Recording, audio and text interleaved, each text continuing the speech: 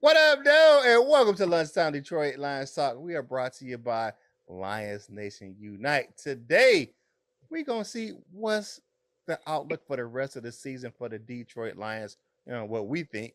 And then, Dan Campbell outcoached Kliff Kingsbury. But we ain't hear about that. But we're going to talk about that some more. Right. And then, is the NFL playing favorites when they reschedule these COVID games? Coach Mike gonna get into that one. All that and more. But I got to bring in the crew. First up, you know who it is. The ladies' pet. The men's regret. You ain't seen nothing yet. My man LL Cool told us what's up, my dude. Good morning, everybody, and was on Prowl Nation. Hey, you know who it is. The brother who always says it with his chest. My man who? Who? Coach Jones. Who is Coach Mike Jones? What's going on, Lion fans? Let's get this thing started Right now. Let go. It's Detroit Lions Talk, baby.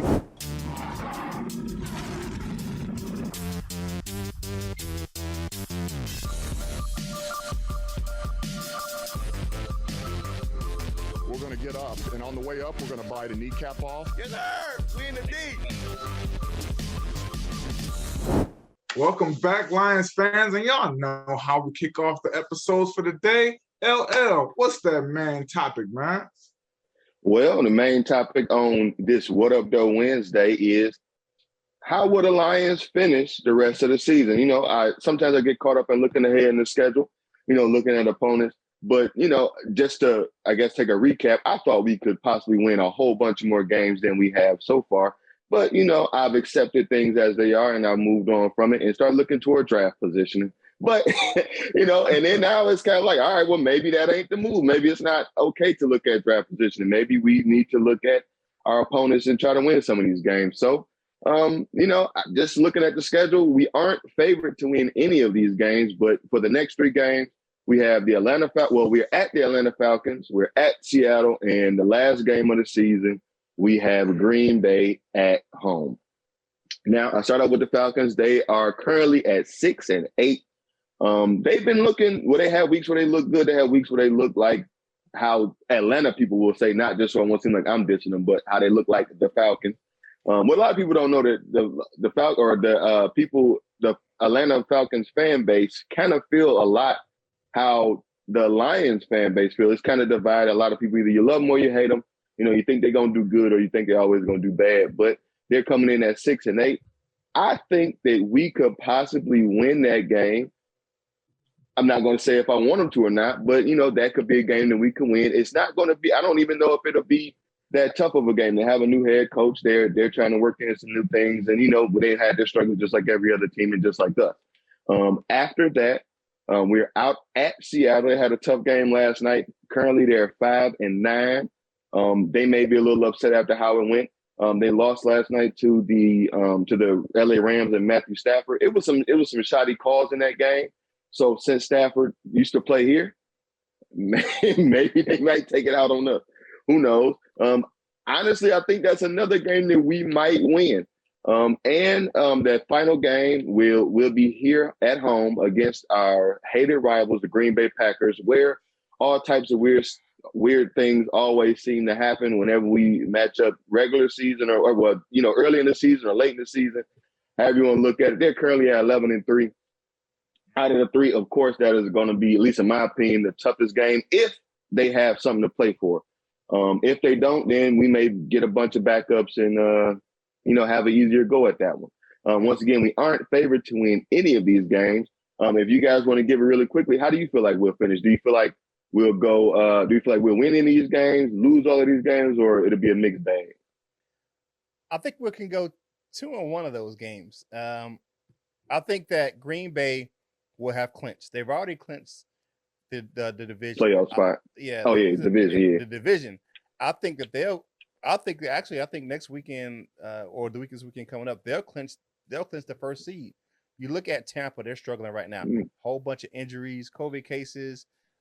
You had Mike Evans go out. They lost Chris Godwin for the year with the ACL injury, and then they also are down Leonard Fournette with another hamstring injury, just as Mike Evans. So they're on the downslope. You look at Arizona, they just can't get that thing right. What was that movie? Life can't get right. They can't get right. They just can't get right. And I think that actually the Rams might take over that NFC West. So you look at those teams. So I think that Green Bay will have clinched by then. I think that we have a good chance this coming Sunday versus the Atlanta Falcons. You look at this team there in kind of disarray. They don't even have their top receiver hasn't played in weeks. Calvin Ridley, he hasn't played in weeks. I know he had that personal issue going on, and he's just been away from the team.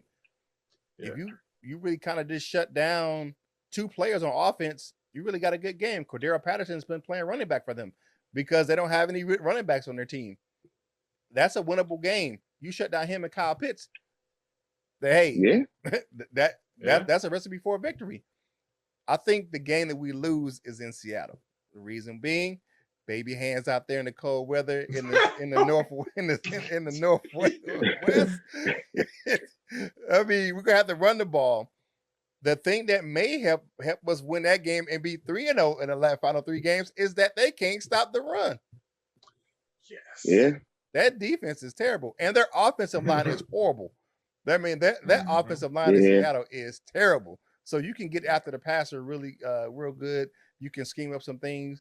You look at how Aaron Glenn attacked Kyler Murray. He could do the same or similar things to Russell Wilson out there. So, I mean, we have 3, even though we're not favorite, we have 3 winnable games for different circumstances. I think we'll go 2-1. What you got, Mike? I think we go 3-0. I mean, I'm just gonna call it like I see it. We go 3-0. I think we go to Atlanta. Do you think they're gonna go 3-0? Do you want them to go 3-0? I think they're gonna go 3-0. I'm not gonna, my wants. We're not gonna display that right now. But I think they go 3-0. Just because I think those young guys have found their niche and the momentum is starting to build. Like I said, they're 2-1 since the bye week. Okay, so forget the whole 2 wins and see they're 2-1 their last 5 games. Then you take it to Atlanta. We always play Atlanta close, right? Always. Yeah. Like the last since Golden Tate's little fiasco at the end of the game. I'm not gonna reiterate no feelings, but but we play them close. Last year it was close. So. Yeah, I see that being a close game. I think Dan Campbell is a good dude about shedding some of that stigma. We're going to go to Seattle. We're going to knock around the Seattle Seahawks because I think that game is going to be bully ball. And that's what Dan Campbell and that coaching staff do the best is bully ball. He's going to line up Matt Nelson as that 6th lineman. And we're going to get Netflix going. Jamal Williams going to be going. I see that as a win. And then I think the Packers will, like y'all said, have clinched the division. I think they'll be rushing some guys. So I'm trying to get healthy, because Aaron Jones is kind of banged up a little bit. So I just think all in all, man, we go 3-0 off that momentum, the confidence, those young guys building. They're doing things that we don't usually do. We just beat a 2-loss or 2 or 3 loss Arizona Cardinal team by double digits. Like, we don't do that. So it's going to be really, really telling that of Dan Campbell and the staff. But I think at 3-0, despite what I may feel and I may want, I think 3-0 is inevitable. Yeah, the national narrative has changed. They've called Detroit a tough out right now. They're saying it's going to be tough to beat Detroit down the stretch. Right. It's, man, I tell you what, y'all probably heard me say it on this show before, like, this is the most Lions thing they could do would probably be to win out. I meant to say it about the Cardinals game. Like, that would be the most Lions thing to do is to pop the Arizona Cardinals when they're leading the NFC and all of that stuff. But one quick note about the Packers is, they had the Browns next. Who knows how that's going to go? Browns probably going to lay down. And after that, they had the Vikings. The Vikings been scrapping. I don't know if the Vikings have been and gave up by the end, but let's say, and they'll be at the Vikings. No, well, they'll be at home against the Vikings. But if the Vikings can win that game, then I believe the game against us becomes a little bit more important, and they may have to play some people. But we shall see. I personally think we'll probably go 1-2 or a combination of something like that. Maybe 1-2, 1-1, maybe. I knew that was coming. I don't know. Or we could, do that Lions thing and go win all out and at least look good ending the season. But from that we'll go to the family discussion topic, and that is, what do you guys think? How do you guys feel that the Lions will finish this season? Do you think we'll go undefeated, or do you think we'll go completely defeated? Let us know down in the comments, and we'll pick 6 of them to go on tomorrow's show. But and while you're here, of course, go ahead and click that like button, click that subscribe button if you haven't already. Let us know everything or let us know what you think about it. Leave some comments and, leave some good notes. Say, hey guys, good show, however it goes. Appreciate everybody that does leave those comments. But coming from here, we have, Kurt, let us know, what do you have for your news and rumors topic for today? All right. So my news and rumors today, or this is just a news topic today. There is a narrative that just kind of got buried by the national media. Kliff Kingsbury said it in his post-game presser, but it really wasn't widely spread. We get all that Detroit this, Detroit that, all the negative. Dan Campbell outcoached Kliff Kingsbury on Sunday in Ford Field. Now, MCDC and the Lions, they came into Ford Field. Man, they was overmatched. Nobody really gave them a chance in this game because, hell, I didn't give them a chance. The team with the best record in the league, the goofball head coach talking about biting kneecaps, was going up against that whiz kid coach out there in Arizona, the creator of the revolutionary air raid offense. Campbell had a clear game plan on offense. He played to the strength of Jared Goff, run the ball effectively and play action pass. The offensive line did their job, opening huge running lanes for Craig Reynolds. You know who it is. Netflix, baby, all game long. Now, here's the thing that's kind of lost as well. Tight end coach Ben Johnson was instrumental in designing creative routes for St. Brown and Josh Reynolds to get open down the field. On defense, Aaron Glenn kept Kyler Murray off balance all game, blitzing from different angles and bringing pressure off the edges. The Cardinals became one-dimensional all game, man. You know it. You saw it. They had to pass the ball because they kept getting further and further behind on the scoreboard. Aubrey Pleasant had that makeshift secondary playing well. Will Harris was doing his thing. Okay. On special teams, Riley Patterson was perfect on the day, going 3 for 3 for extra points and field goal attempts. Dan Campbell said it in the post-game celebration. They did everything they wanted to do versus the Cardinals. Everything. It was truly a complete coaching, out-coaching job by the Lions from start to finish for Dan Campbell and company. It was a complete and total domination by the players and the coaching staff. I like the fact that they had a game plan and they stuck through it the whole game. Don't listen to the national media or lack thereof. The one narrative is Dan Campbell and company out-coached Kliff Kingsbury and the Arizona Cardinals. Vance Joseph, all those guys got out-coached, and the Lions outplayed the Cardinals. You know what I'm saying? The hell what the narrative is, or the meaningless game. Campbell and company did their thing, and I'm so proud of them. And what they're doing is they're changing the culture. All of these, the way they're playing this season, they're doing culture changing. They're not about to go out and say that we need a tank and we need to lose. Dan Campbell said it himself. How am I going to go out to these guys in practice and tell them we need to lose and tank to get a draft? Easy. He said, how am I going to do that? So that is my Detroit Lions news topic for the day. Dan Campbell just thoroughly outcoached Kliff Kingsbury. Hey, if you like the channel, hit the like button, hit the subscribe button. You know what it costs you. It's free. It's free. It's free 99 and 53 cent free. So it don't cost you nothing, man. We on that march to 4,000. Get on the bus, Gus. Get on this train, Wayne. Get on the ride, Clyde. And join us in this march to 4,000 subscribers. And it's Christmas time or the New Year's coming. If you want to start your year off in some new gear, go over to fanatics.com. The link is in the description. a small portion, not a lot, a small portion of the proceeds from that link go to help us grow this channel, the content on this channel. Excuse me again. Now, you know who it is, man, because this thing been brewing in this damn dude's chest for too long. He got some things to talk about. It's my dude, who? Coach Jones, man. And okay. Lions fans, I'm a little bit bitter, so brace yourself a little bit. I'm not gonna talk, that bad, but so I was sitting, minding my own business yesterday, and I get the notification. You know the sound, doo doo doo doo doo doo. And usually when we get that notification at this time of year, we get nervous, right? We like, man, because semifinals in fantasy football is this week, man. So we're like, oh no, like, oh man, that's somebody on my team. Oh my goodness. So I get my phone, I reach my phone, and ESPN notification says, and I'm gonna read it to you. Tyreek Hill placed on reserve COVID list.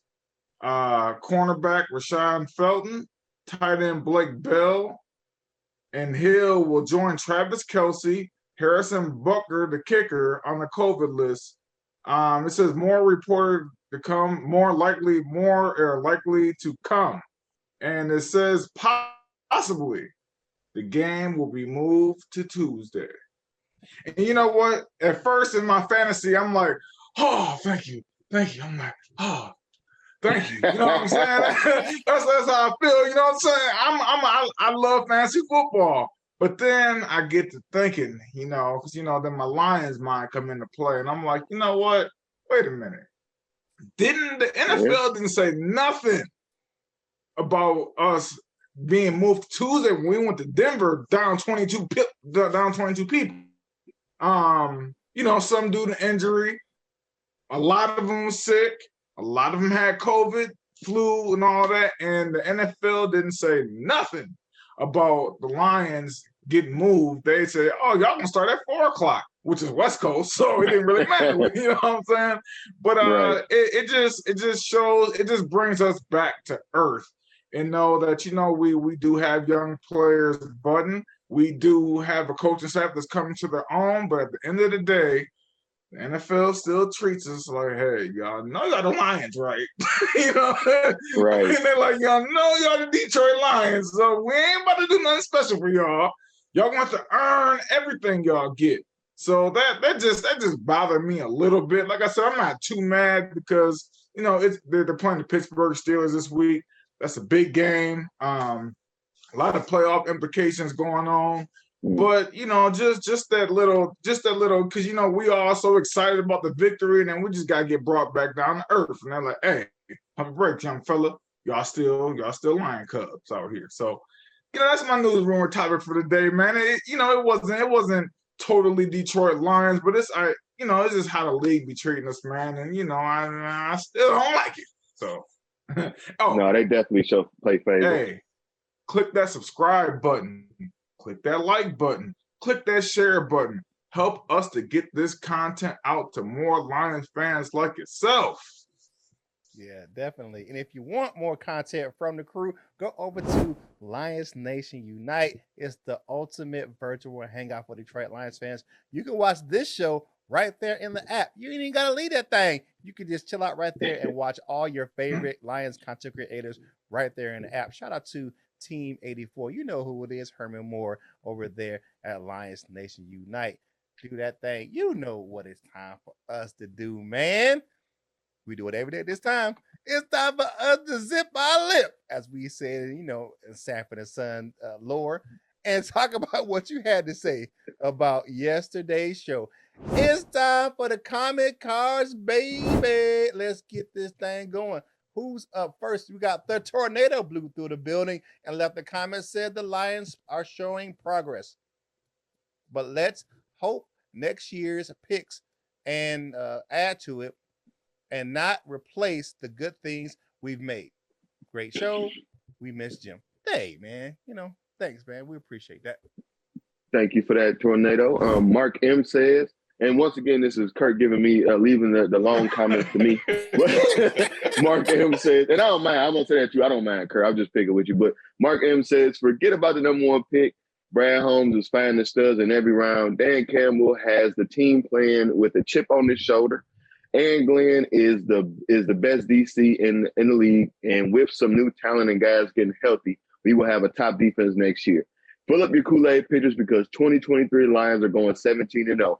FTP, FTP for sure. Merry Christmas and Happy New Year to everyone out there. RIP Jim. Yes, Mark M. 2023 is going to be a big year, but I'm already letting you know.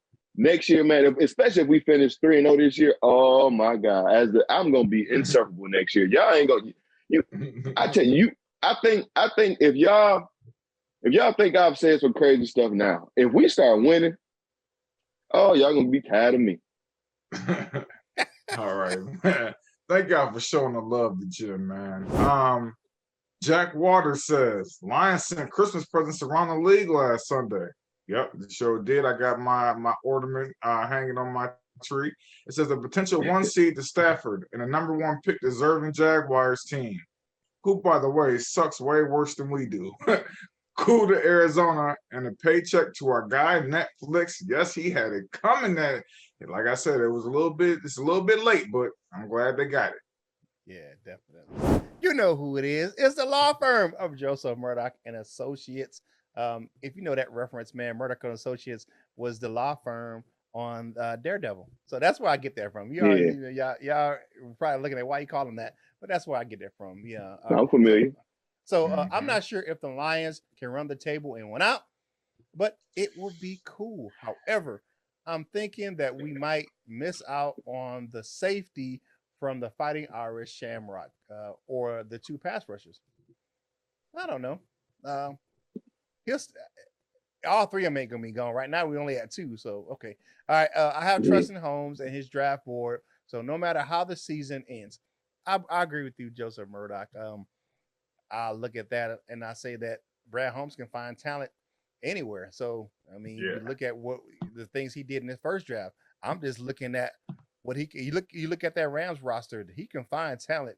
You know what I'm saying? He can find it like he can find a paper plate in a snowstorm. So, hey, I ain't mad at him. Yeah, he's a good scout. Yeah.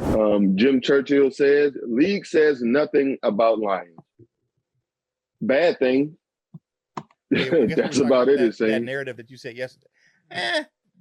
They've been complimentary over the last couple of days. It's been a couple of weeks. It's been a couple of weeks, even from the beginning of the season. You know, they'll say, this is a hard fighting team, and yeah. But for the most part, we don't have no, and this don't really matter. But we don't have like no segments on what's the Shannon Sharp and old Skip.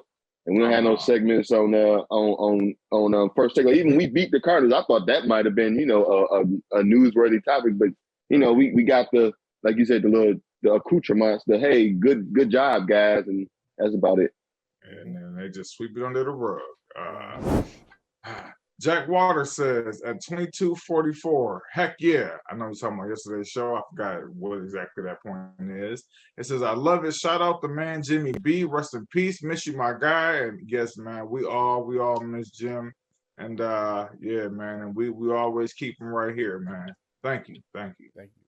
Thank you, everybody, for leaving those comments. And once again, throughout the show with the family discussion topic, leave comments, and we'll pick 6 of them to be on the next show. So we're going to transition from there and slide over to everybody's favorite segment, the Dessert with your man Curt.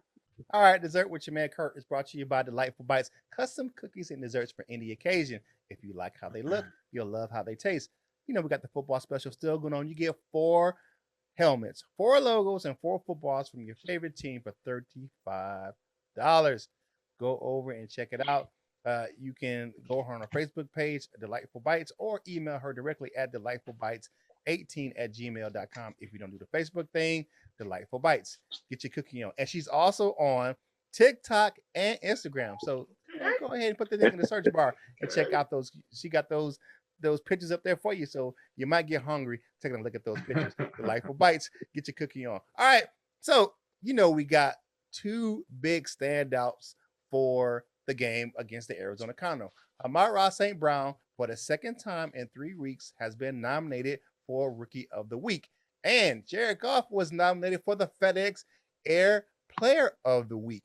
Man, they just racking up these doggone things. I mean, you look at what he did. I mean, let's kind of take a look at this thing, right? So let's take a look at how they got nominated for these awards. Because, you know, it ain't on a whim. They actually went out there and balled. So you look at Jared Goff. Jared Goff went 21 of 26 on the game. 216 yards, not a lot, but he had a passer rating of 139.7 with 3 touchdowns. Amon-Ra St. Brown, 8 catches, right? 90 yards. He averaged 11.3 yards per catch. He had a 1 touchdown, which was the longest catch of the day, 37 yards on 11 targets. So that means they threw the ball to him 11 times and he caught it 8 times. I mean, damn. I mean, and he had the fastest GPS play of Sunday. I think it was like a 19.8 miles per hour he was running on that route. So come on now. They're deserving these nominations for these awards, man.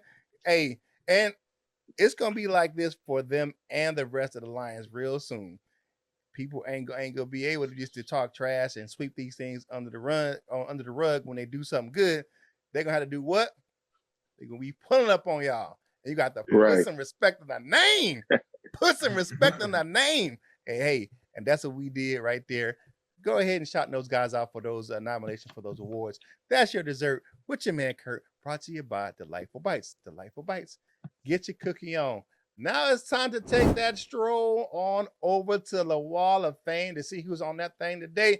We got Shano and Insano, Q, Everything King, and Justin, my favorite beer, 10 Kate over there in the bronze members. And silver members, we got John Martin, the Batman of the 313, John Porters, and Mr. Scotty the Bear, the Frenchman, baguettes, and all of that. And the gold members, we got the meeting today at 3 o'clock. Don't forget, gold members, we got Michael Huck, Larry McQuiston, we got the tornado who left the comment today.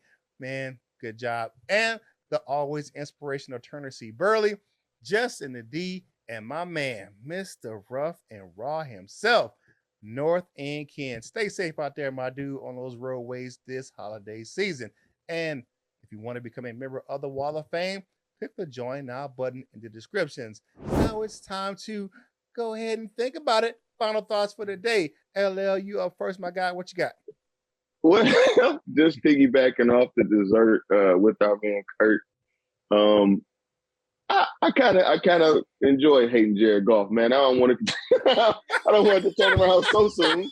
This has been a favorite part of my season. You know what I'm saying? Just saying ridiculous things about Jared Goff, man. So congratulations, and good thing that you're playing better. But yeah, man, come on now. This is what I like to do. I found a home talking junk about Jared Goff. But and I to be honest, I used to hate Matt Stafford too until whatever switch was flipped and he started playing not like how he used to play, where he was just throwing the ball to other people. But once again, good job to Jared Goff and keep it up. I'm only talking junk. But on this What Up Though Wednesday, of course, stay safe, be kind, and eat some good food today. Yeah, I don't think Matt Stafford stopped throwing it to other people. Anyways, as much as he did, Diggs got him last night. I'm just playing with y'all, man. But today is hump day, that work week. I just want to say that the Detroit Lions are marching in the right direction. Players are positive and everything. And NFL, you don't have to little brothers. You ain't got a little bros. You know what I'm saying? We understand with the Detroit Lions. We understand that we are the fourth losingest franchise in all the major sports. We realize that. Okay, y'all don't have to little bros. You know what I'm saying? Like, let us breathe a little bit. Let us build momentum. Don't do that. Don't stomp on us like that. We ain't the cockroaches, man. We ain't the ants. We're not the insects on the curb, man. We getting bigger. We're getting bigger out here. You know what I'm saying? That's what we're doing. So Lions continue to build. Go out there and enjoy your day-to-day. The work week is almost over. Yeah. Build it up. Yeah, hey, you know what it is. Wednesday, it's hump day, baby. My final thoughts for today's show is the narrative is going to change sooner rather than later. And I like the way that Coach Campbell was doing his thing. He took a lot of flack all season. People were just calling him a goofball. People weren't giving him his just due. But if you look at the coaching job and you look at what he's done this season, he's got a lot from a little. So you look at that, we add some more talent, we building depth, and you add more talent to this roster, gonna be something to contend with, man. So hey, I like the direction where we're going in. Brad Holmes is doing his thing, and I like the fact that Sheila Ford Hemp is being a owner at a distance. Like you don't, what I'm saying, she ain't Jerry Jones in this thing. She's always in the news. She's letting these guys do their thing, and she's sitting back and being the principal owner of the Lions like he should be. She ain't doing what her daddy did and have all these great giveaways to go. All you worried about is seats and the butts in the seats and not the players on the field. So I like the way she's doing her thing right there in the ownership of the Detroit Lions. So man, it's Wednesday. I know the grind is getting hard, but it's gonna be okay. Saturday is Christmas, baby. So I know it's the holiday season. And if you're feeling down and if you're feeling depressed, definitely seek some help. This is one of the biggest times of the year where we have people who have mental health issues, and the suicide rate is definitely out there during this time of year, especially being a soldier. That was one of our biggest times of the year where we lost so many soldiers to suicide, being away from home. It was so tough. But, talk to somebody, seek out professional help. Talking about your mental health is not a weakness, it's a strength. And you have to find that strength to get yourself better. So with that being said, hey, you know what you got to do for your boy Curt Steele and the crew. Get the knocking on the crumbs off your face and finish your drink and get back to work, baby. And whatever you do in life, you got to boss up, ball out, and be the best version of you that you can be. For my fellas, LL and Coach Mike, this is Curt Steele, and we will holler at you real soon. We love you, Jim.